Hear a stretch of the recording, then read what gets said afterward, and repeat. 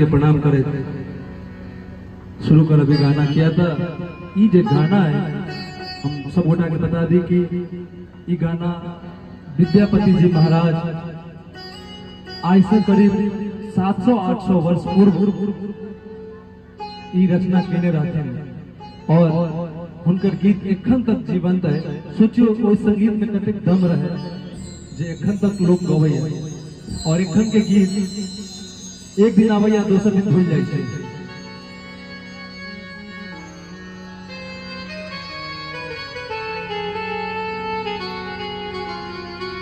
हमर बहुत फेवरेट गीत है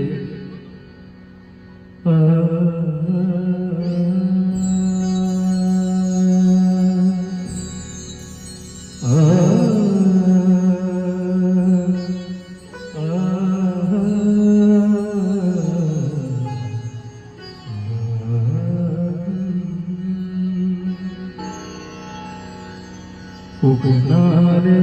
मोरा कतए गिना उगनारे मोरा कतए गिना शिव कतए गिना शिव की धूप उगनारे मोरा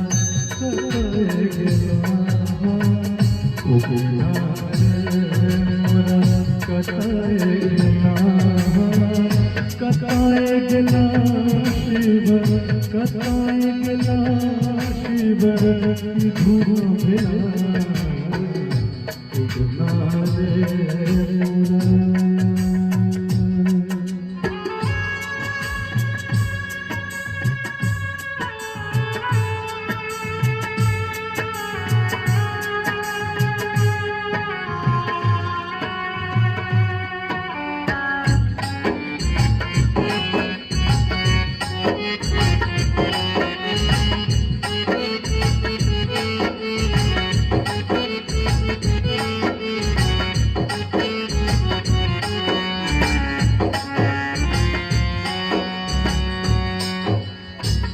भागे नहीं पटुआ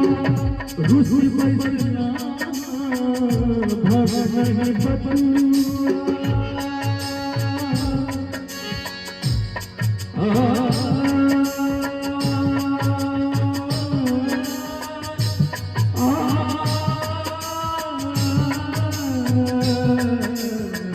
भागे नहीं पटुआ रुसी बैठना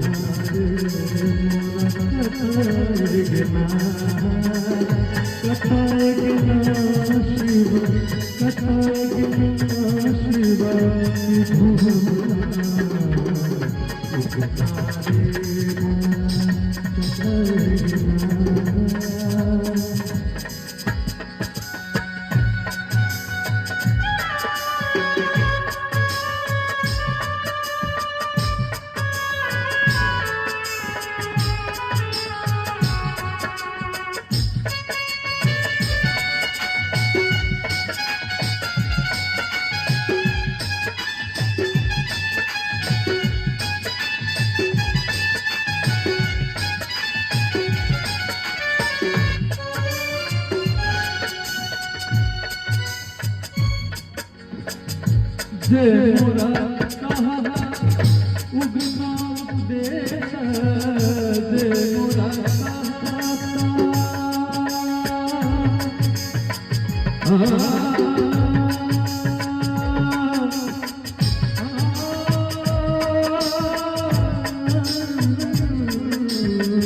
जे मोरा उगना देश जे मोरा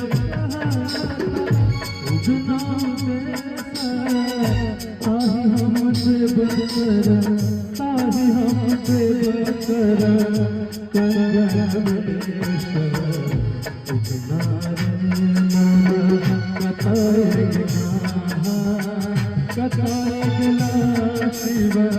कथा